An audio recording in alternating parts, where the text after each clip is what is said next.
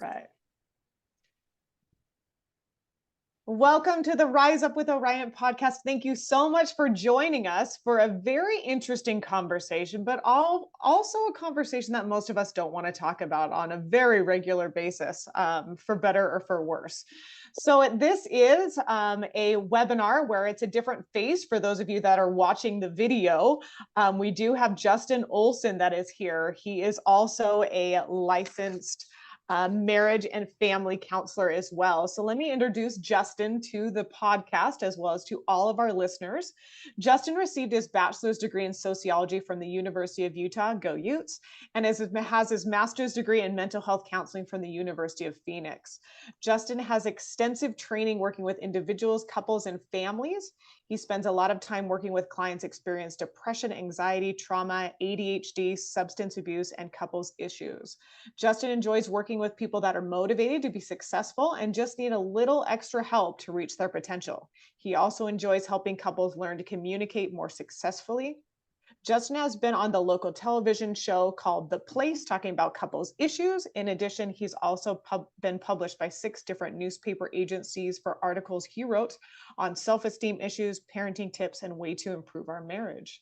In his spare time, Justin is a real person and he enjoys exercise, running triathlons, playing and watching sports, and spending time with his wife and his young daughters. Welcome, Justin. I think I got it. Yeah, you did great. Appreciate that. Thank you so much for joining us. It's been a little while since you joined us in the past, so excited to have your familiar face and to have you step into this expert role today in talking about grief. It's often a very heavy topic for individuals, and many people run the other direction. So, Yeah. Justin, as we kind of launch into this conversation, from your profession and what you do each and every day, in and out, what is grief and what does it look and feel like from your seat on the bus and from your profession? Yeah, it's a good question. And honestly, if you ask me questions like, well, does grief look like this? Does it look like sadness or anxiety or anger or being numb or anything that you said, I would say yes.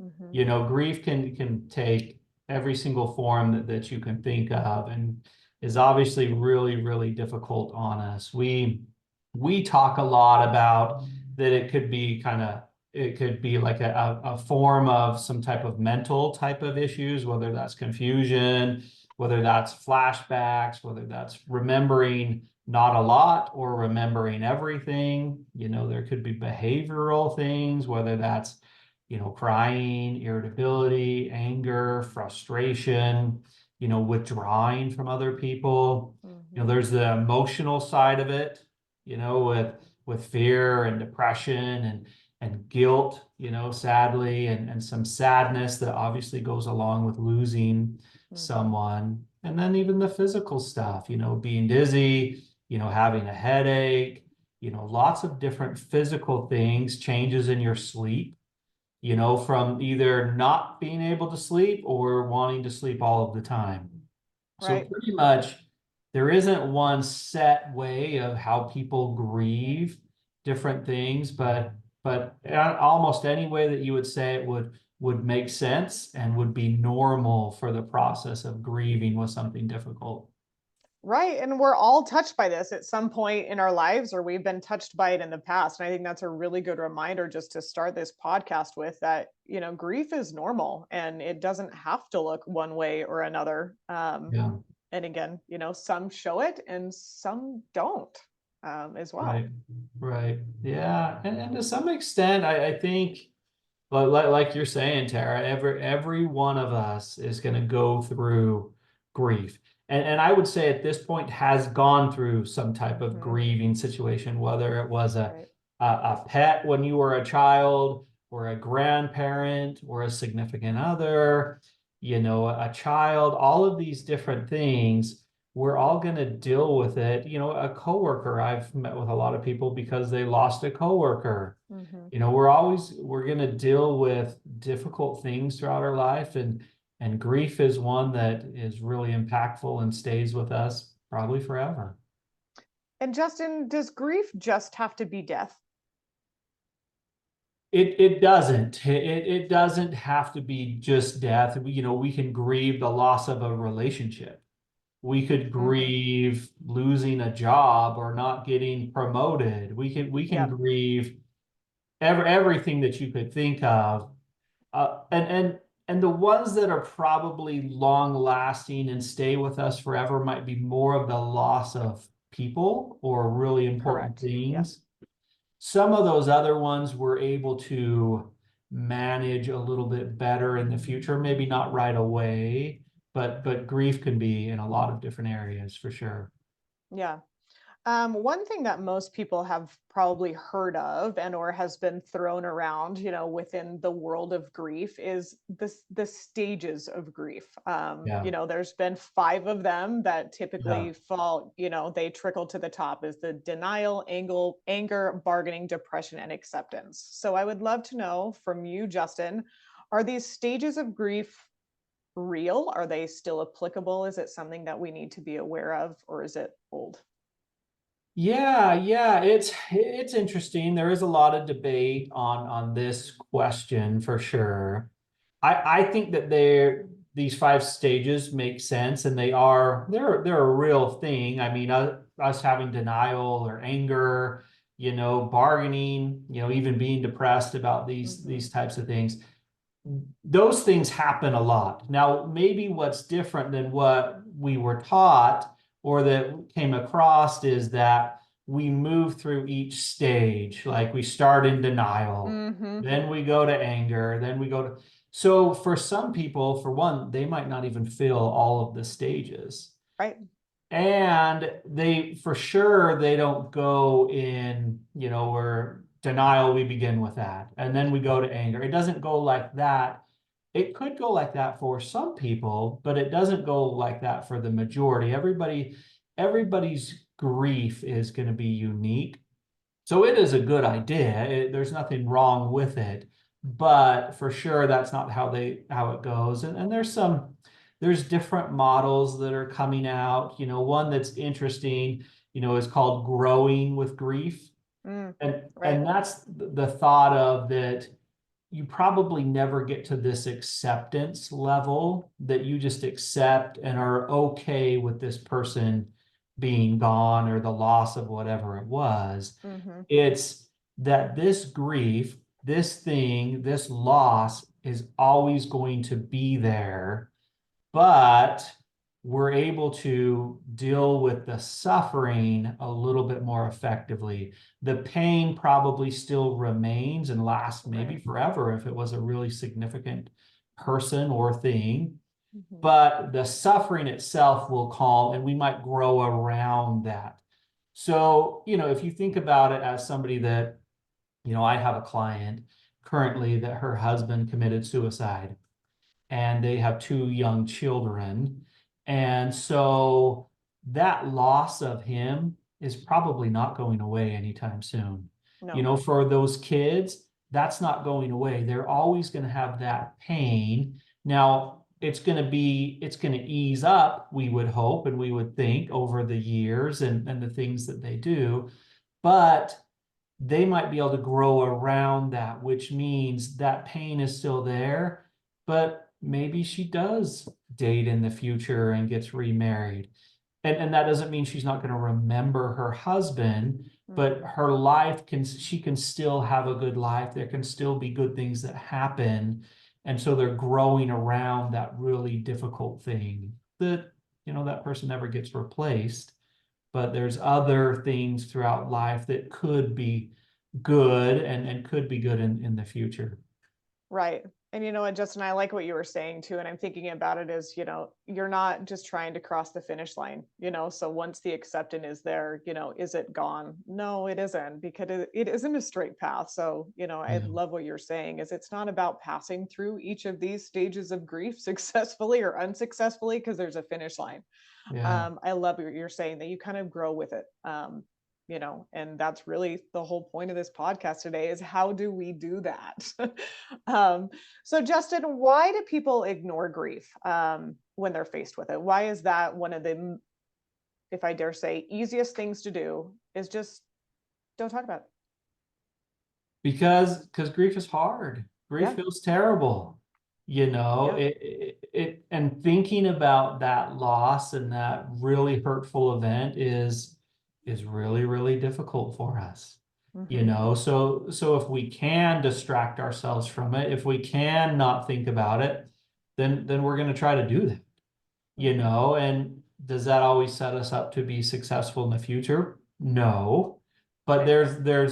that's a coping skill that we're trying to use, that we're hoping that that might go away to some extent. It's almost like if you look at, why people might use drugs or alcohol to some extent. Well, it's to numb something, it's to get something to go away. And Mm-hmm. maybe for that time being, why they are drinking or drunk or whatever it is, then they might not think about it as much, or it might not hurt as much. But tomorrow it's back, Mm-hmm. and it might even be worse because, for one, now you don't have as much money as you used to. Right. And maybe you made some bad decisions while you were doing some of that stuff. And Right. so ultimately, it's okay to not always think about grief. I wouldn't want you to always think about it. It's okay to have distractions from time to time, and I would even recommend it. But there will be a time and a place to work through that grief and to kind of process through that. And that's part of the process of managing some of that pain and reducing Mm-hmm. some of the suffering that you're feeling. Yes, obviously, when your clients come to you, faced with some of these things, they're obviously ready to start to tackle it. They're ready to start talking about it. Is there, how do people know that? How do they know before they reach out to the Justin Olsens or a therapist or a counselor? Is there any way that they know that it's okay to start to do that? Yeah, it's a good question. I don't know if there's one thing that says, hey, well, this is the time. It's Mm-hmm. probably, that they get to the point of, hey, I want to pass some of this, Yeah. hurt, some of this suffering. I want to acknowledge how difficult it's been. And Mm-hmm. like I said, sadly, not to change the grief, but to reduce some of some of that suffering. And so it's probably when they, are ready to deal with some of that hurt and feel like, hey, I can even open my mouth and talk about it a little Mm-hmm. bit. It is important to do that. And to some extent, I would hope even before a therapist, but it doesn't have to be this way, that they could share, whether it's just on a piece of paper or Mm-hmm. if it's with a person that, that they know cares about them. But a therapist is a good place to talk to. I would love for them to have other places also that are with them on the day to day, that they can work through some of these hard things. And sometimes, we we don't handle, as supports, we don't handle these people that are grieving as well as, maybe that we Mm-hmm. should. We want to Sure. help somebody that's grieving, but some of the comments that we might make are very difficult on a person that's grieving. Right. Even Yeah. well-meaning, that these are well-meaning things that, Mm-hmm. our hope is, well, if they just, that they could move through their grief a little bit better. They could, we want people to be happy. We don't want them to be sad. And really what we want to do, I think, as human beings, is we want to listen. We want to have some empathy and just acknowledge how really terrible this is, Mm-hmm. how really hard going through this thing is. And that's hard for us sometimes because we want to fix the Yes, the problem. fix it people. Right. Yes. Yeah. And like I said, all of us, we want people to be happier. We want them to move on. We want this lady that I'm talking about not to still think about her husband that committed suicide and still feel so bad about that. Mm-hmm. But a lot of times those well-meaning comments Yeah. become even really hurtful It and hurts. damaging. Yeah. Yeah. So Justin, I want to dig in a little bit further to kind of what we can do to help ourselves, if you will. And I'm thinking of this in kind of two different ways. One of which, things that we can do to cope with grief, the immediate things we can do. And then, the secondary is going back to, growing with grief, those long-term things that we can do Yeah. to not continue to live in the hurt. So let's start with the immediacy of it. Those immediate actions from your therapist perspective, your counseling perspective. Yeah. What can we do? Yeah. As I talk about that, I want to tell you guys about a fantastic resource, a book that I think if you're really going through some grief, this would be an amazing book for anybody. It's called "It's Okay That You're Not Okay" by Megan Devine, I believe is her last name, or Devine. Yeah. It's okay that you're not okay. But so in answer to your question, early on, there's not a lot that helps. Mm-hmm. If Megan, this writer, the author of the book, her husband, and when they were in their 30s, he drowned, and she was with him. And I don't know the whole story behind it, but she said he was young and fit and never should have drowned. And so she kind of talks about her whole story, and she's a therapist and everything like that. But she talks about, well, what helps early on? What helps early on is anything that doesn't feel terrible. Mm. Anything that doesn't feel like it makes it worse. And so some simple things that I would love for people to do would be to get some sleep, to get some, form of exercise, whether that's taking a walk, whether that's, getting back into something that makes you happy. And that's interesting, a thought that, one thing that happens a lot in this form of grief is that some of those things that used to make you happy, they don't anymore. Mhm. And so that's where it's like thinking, not these great things, not these things that make me feel amazing. It's these things that don't make me feel terrible.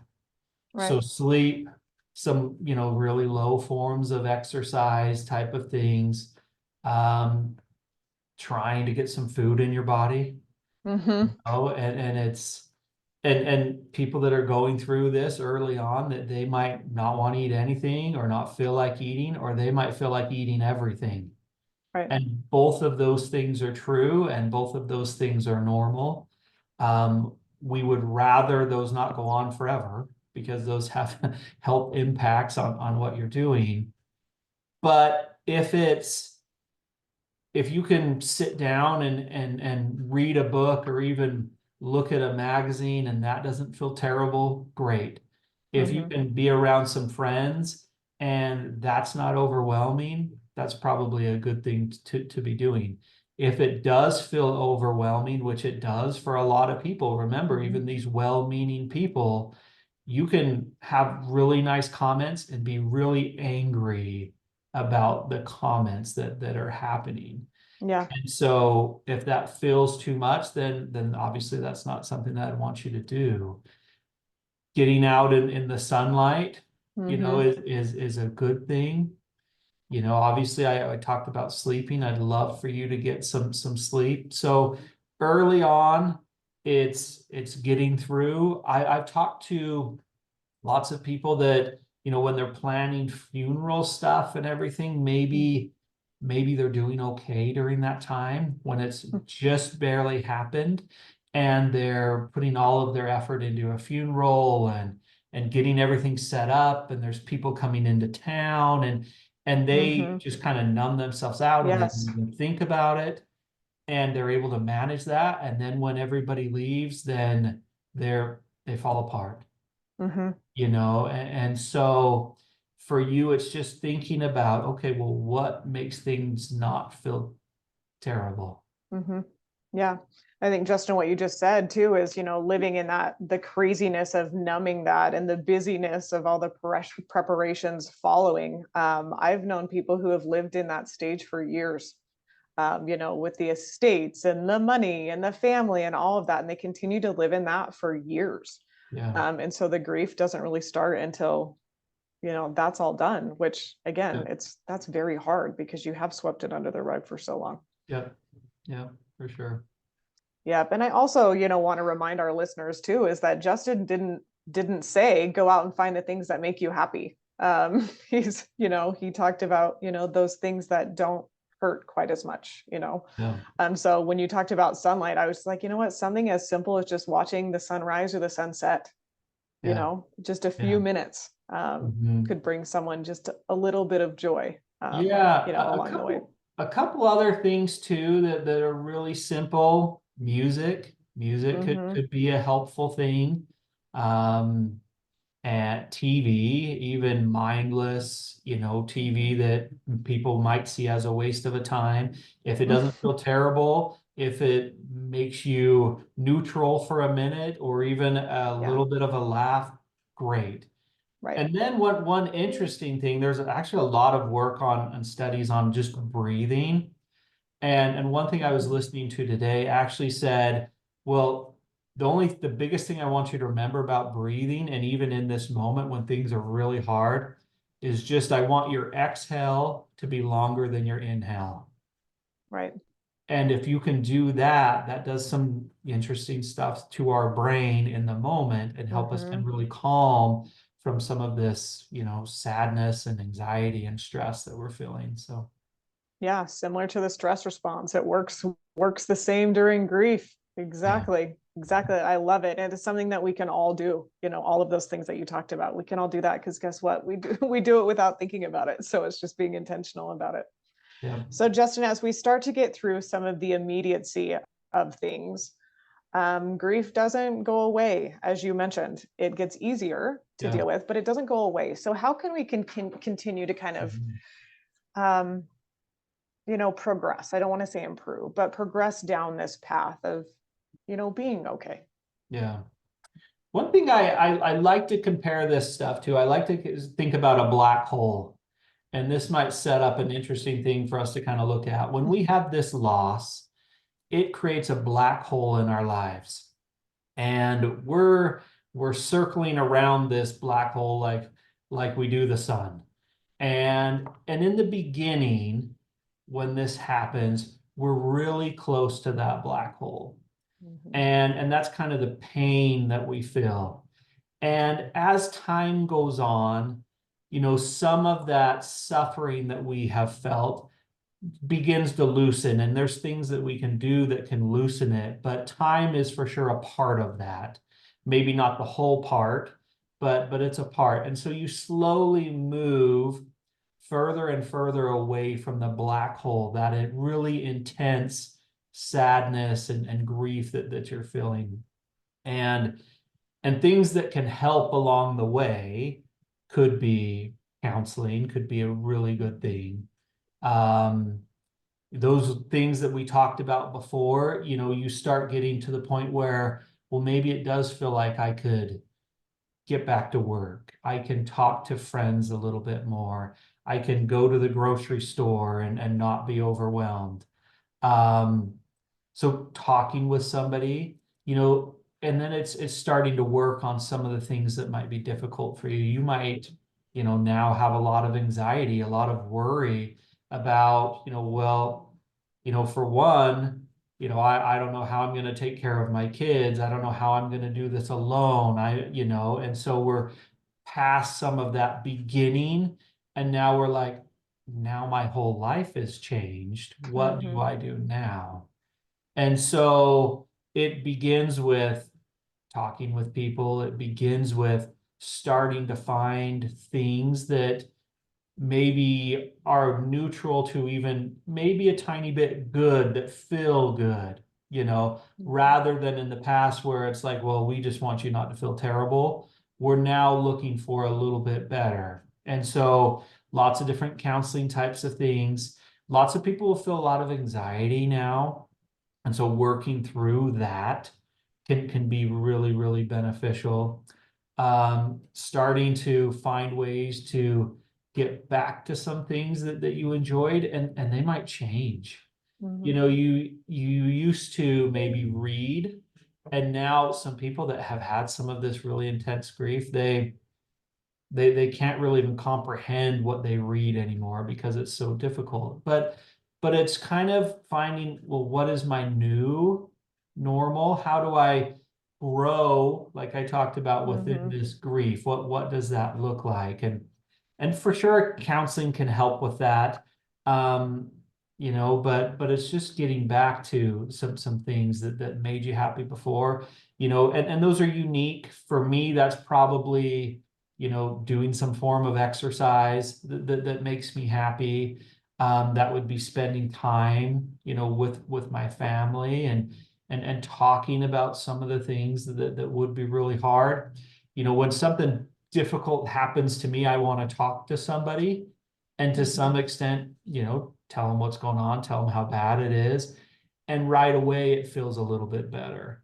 And for somebody that might be writing stuff down, Yeah. you know, there might be a way in the future to celebrate the person that has been lost or the thing that has been lost. And that works for some people it doesn't. But, you know, I've heard stories where this person really loved, you know, McDonald's hamburgers. And so every year on their anniversary, they all, as a family, they get together and they eat hamburgers and they talk about this person and how great they were and the funny things they remember. In the beginning, you can't do that. And you're No. not going to feel like doing that. And that's going to be more painful than good. But years down the line, that might make sense. Right. And an interesting thing, so my wife, when I actually started working at Blomquist about 7 years ago, her father passed away. And that was a really big impact on her and our family and everything. And she would say, for one, for about a year, I would say there wasn't a big change on. She was probably still in the early stages for a year. And like I said, that timeline can be different for everybody. I felt like Right. after a year and some, then it started to ease up a little bit. But she would say that she's feeling, she would call it the deep darkies today. And Ah, yeah. and and you know, and in that moment, I'd be like, oh, you know, I'm so sorry. I hope you have an okay day, you know, or whatever. Do you, you know, is there anything you want to talk about? And she would say that repeatedly throughout the year on different days. And one time she opened up and she's like, when I say that, what I want you to do is give me a hug and tell me it's going to be okay. Yeah. And it took months to get to that point of actually Uh-huh. hearing that what she needed in that moment. So it might be fair as us in supporting people to say, hey, I really want to support you. I really want to care for you. What would that look like if I did that? You Right. know, what would you want me to do? And like I said, that took months to get to that point. But back to the black hole thing a little bit. As we get doing a little bit better, we move further away from the black hole. One thing to remember is anniversaries and holidays and watching a movie or seeing a car or hearing a sound, a smell that reminds you of this person can take you right back to being right by that black hole and Yep. experiencing that really intense pain. um, in those moments, it's going to get better faster again, but those are hard, and those are part of moving through grief. Yep. And honoring that moment that it's okay. You know, I think many people will feel guilty or they'll feel some sort of shame that they, you know, are even closer to the black hole again when they felt like they were doing so well. Is grief is not a linear process by any Right, means. right. It is a very bumpy road. And I think, you Yeah, know, allowing yourself the grace to know that it isn't linear. yeah, You know, and not to feel guilty about that, not to feel guilty that you took a step backwards, but at the same time, and Justin, I want you to kind of run with this one, that it, you know, the guilt of putting grief behind you is a lot of people feel like, you know, there's guilt in doing that. There's guilt in healing. There's guilt in moving on. And I'm sure you hear from your clients that are Yeah. at that, what they think is acceptance, but isn't. Right, right. And I like you said, I think that goes back to those stages in that we don't move from the next stage to the next Mm-hmm. stage, and then we get done Mm-hmm. with it. Um, like you were saying, the client who her husband, committed suicide, it's been a year and it might even be almost 2 years now. And so she's thinking about dating again. And to some extent, she feels bad about that. She feels Mm-hmm. terrible about that. She feels like, that maybe she's moving on and she's going to forget about him and her family and her kids, or that's not fair to him, and so she has a lot of guilt about any of that. Mm-hmm. And that can be really, really hard for people that, well, what do I do now? How do Mm-hmm. I continue on with this life? She's young, she's in her 30s, Mm-hmm. and so there, like I said, there's not a perfect timeline for that, but I would want her to think about, well, what would make me happy? What does a good life look like going forward? And if that's dating and having another significant other in your life, then that's what it is. Yeah. There's some people that don't choose that, and that's up to them. You know, thinking for everything, whatever, this thought makes sense to me is that every time we say yes to something, we're saying no to something else. And so in that situation is exploring, okay, so if you're saying yes to dating, or have welcoming somebody else in your life, what are you saying no to? And are you okay with that? And are you okay with that at this point? And if the answer is yes, then you're probably ready to Mm-hmm. move on. But there shouldn't be any guilt about that. Obviously see why you would feel some of that. And for sure you can work through that with a therapist, and that's what we're trying to do. Mm-hmm. But that is hard for some people for sure. Yeah. Justin, a question came in about your thoughts or recommendations regarding compound grief. So multiple losses in a short period of time. It might be similar to what you just said, but do you want to address that? Yeah. Yeah. My mother, she's one of the happiest people you'll meet, and a great person. She cares very much about family. Really, really, most important thing to her. Her mom, dad, and two sisters all passed away within probably a year. And so all of these things compounded and made it so nothing helped. Yep. In that moment, life was so overwhelming for her. And Mm-hmm. I'll be honest with you, I think for about 2 years, I thought we'd never see my mom back to what she was. I thought that she would be, she got to the point that this was so difficult that, how people usually get together for birthdays and celebrate or go to a restaurant. I remember it was my sister's birthday, and we were just getting together as a family at a restaurant to eat, and she pretty much had a kind of a breakdown, kind of a panic attack is what I would call it. And it's like, I gotta leave. I can't be here. I can't, Mm-hmm. and these are her kids, to her most important people, but that became so overwhelming that she couldn't even do that. And so, like I said, this grief can affect everybody and affects everybody a little bit differently.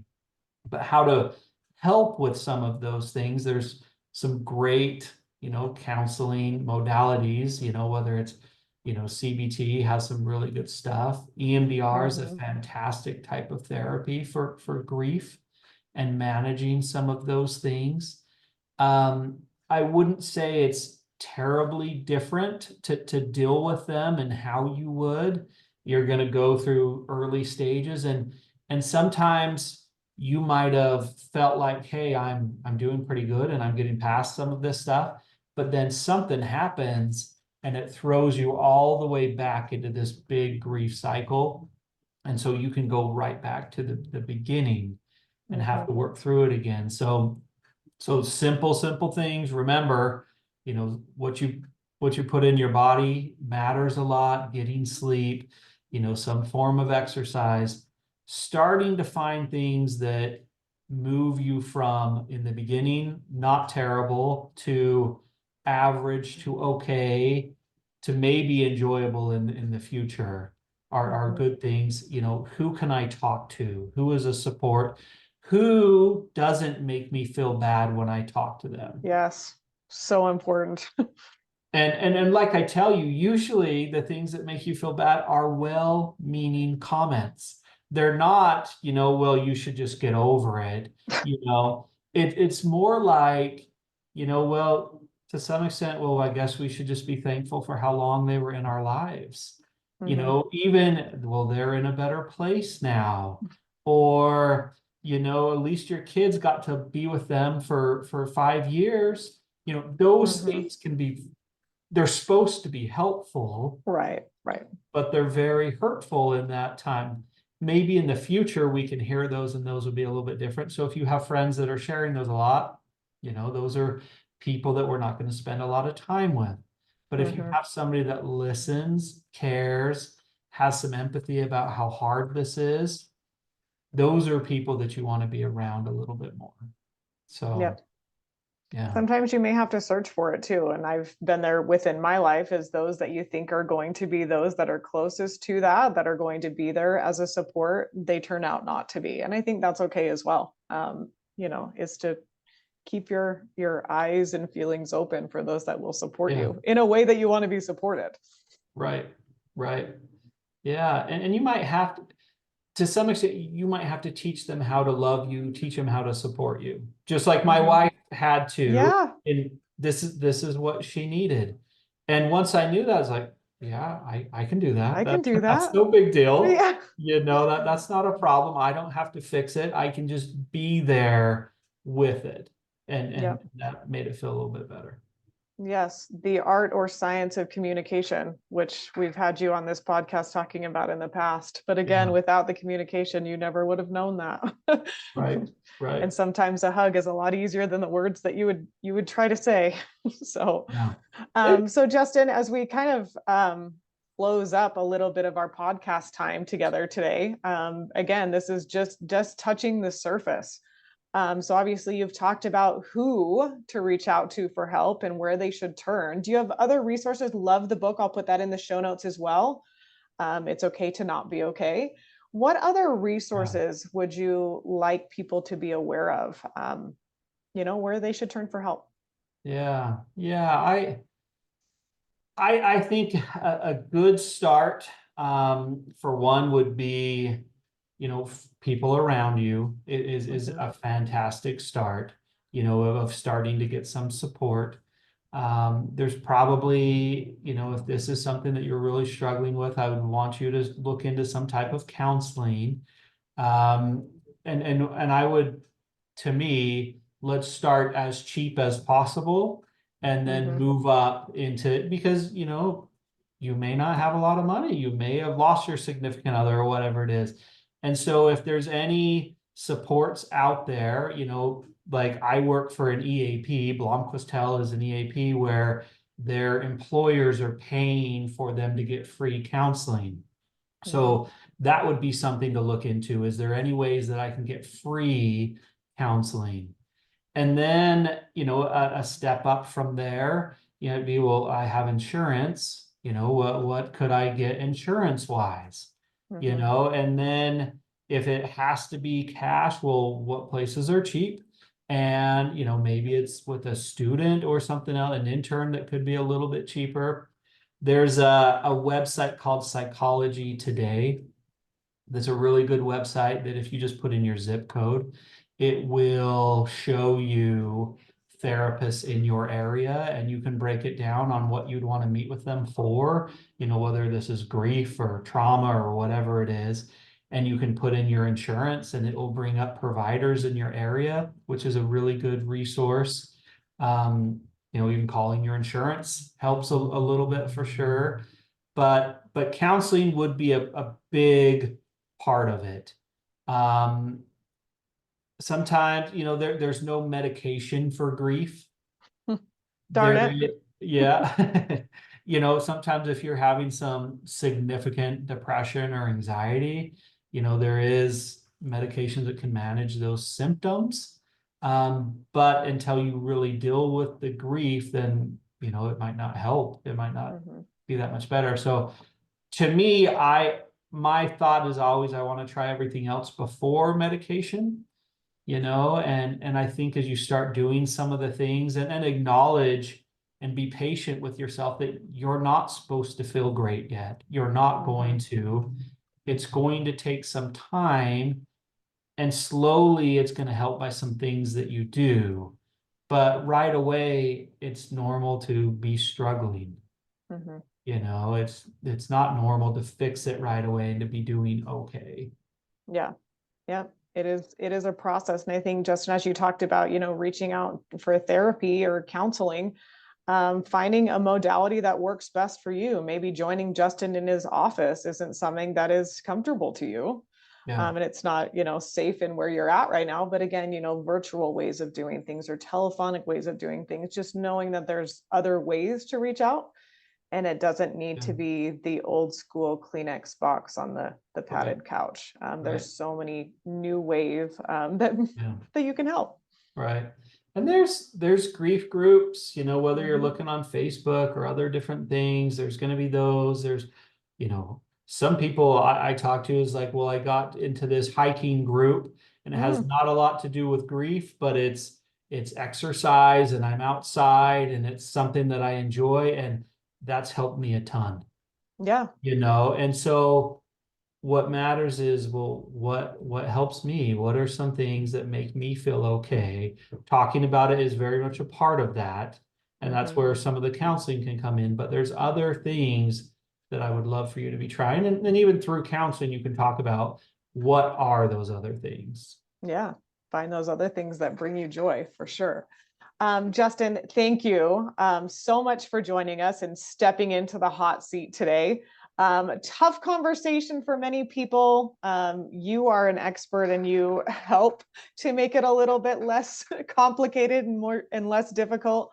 But again, we all go through it. So I appreciate, how you've touched the surface of it today and given people some direction, hopefully, if they're going through it now, or unfortunately, we'll Yeah, all go through it in the future at some point.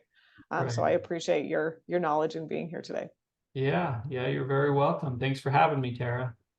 Thank you so much. And for next month, we're going to continue a little bit of this conversation. We're actually going to be discussing the difference between empathy and sympathy. And so this is a very interesting bridge to what we're talking about next month as well, because there is a stark difference. Whether we're looking at it, it's being received or we are giving it to others. So would love everyone to tune back in. You'll probably get more things to take into your lives with that podcast. So again, Justin, thank you so much. And thank you to all of our listeners from the Rise Up with Orion podcast. Have a great day.